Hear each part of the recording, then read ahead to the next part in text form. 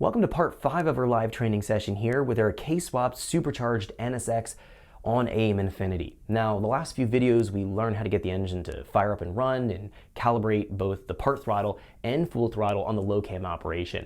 This tutorial we're going to be focusing on going into VTEC, learning where and when we want to engage our VTEC point, and then going through the fuel and spark and variable cam control process, doing all of our tuning so we can map out successful high cam operation so the engine's going to produce good power and be safe. We have a lot to cover. Let's jump in so we can check this out.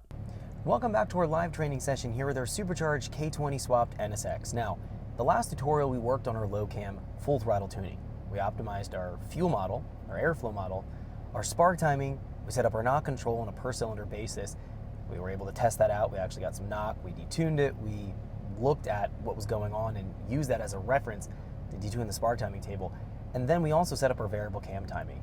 Now, we're gonna be turning on VTEC in this particular tutorial and taking a look at how to calibrate and work with our high cam table tuning. Now, with this, we're going to find that we have some things we need to set up. So the first thing I wanna go over here for this tutorial is taking a look at how we can make sure that we're starting off with reasonable values when we want to engage our VTEC. What we're going to find is that the main VE table, and I'm in my VE table 1 here, my main VE table from our last tutorial, this was found to have our full throttle VE values anywhere between 60, 80%. Now these seem relatively low. However, we did check the actual airflow estimation, looking at our last pull here. We were able to double check what the mass airflow grams per second, the estimation of airflow represented from our VE table, to do a checksum to make sure that was kind of matching up to what we were fighting for horsepower. So we take a look, we were making about 290 horsepower at the wheels and about 280 torque with no VTEC. That's actually pretty solid numbers. Now what we're going to find here is that if we take our value, 250, divide it by about 7.55, that converts grams per second to pound per minute. If we know the pound per minute and we multiply by 10, that gives us the approximate horsepower, flywheel horsepower, and then we have to go through and make sure we're accounting for a drivetrain loss. 15 to 20% is pretty accurate there. And we were finding that once we do that conversion, so again, we divide grams per second by 7.55, it converts it to pound per minute, multiply the pound per minute by 10, that gives us horsepower, and then usually reduce it by about 15% more to get the wheel horsepower from flywheel horsepower. It matches up to about exactly what we were finding in our last tutorial. So our airflow model has been validated. We know that's all good. Now, when we're going to be turning VTEC on, we're going to be moving a lot more air through the engine. And in fact, we're probably going to pick up at least 100 horsepower when we have VTEC turning on for this application. What that's going to mean is that we have our second volumetric efficiency table, our VE table 2, that's for high cam VTEC operation.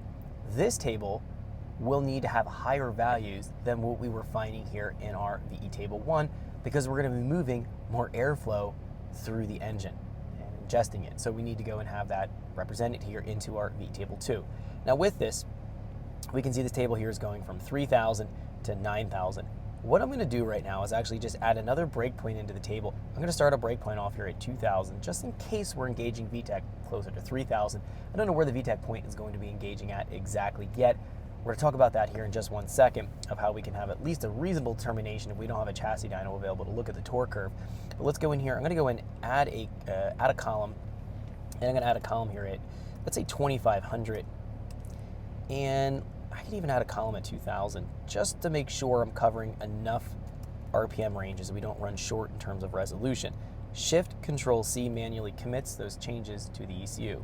Now, let's talk about how we first need to deal with our VE table 2 that's for VTEC when we activate it, and then we'll talk about what we need to look for in terms of looking in the data log or looking at the VE table to determine where the VTEC engagement points to be at. Because on a roots positive displacement blower like this, the VTEC is going to be relatively low compared to something like a centrifugal blower or a turbo application.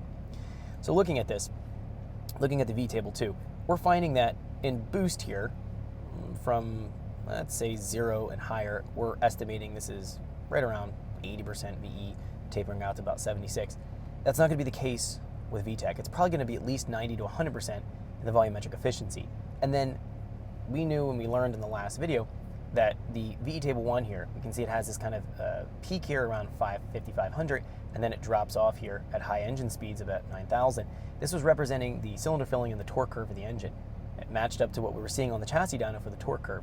We're going to find, because when we engage VTEC, VTEC is going to be holding relatively flat at high engine speeds. We're going to find that we're not going to have as much taper in the higher engine speeds in terms of our volumetric efficiency value compared to the low cam. So when we build our table out here, we're going to have to keep all of this in mind. So what I'm going to do right now is just take my values from 2,000 all the way to 28 pounds of boost, all the way up to 9,000. I'm going to copy this. I'm going to bring this right into my VE table 2.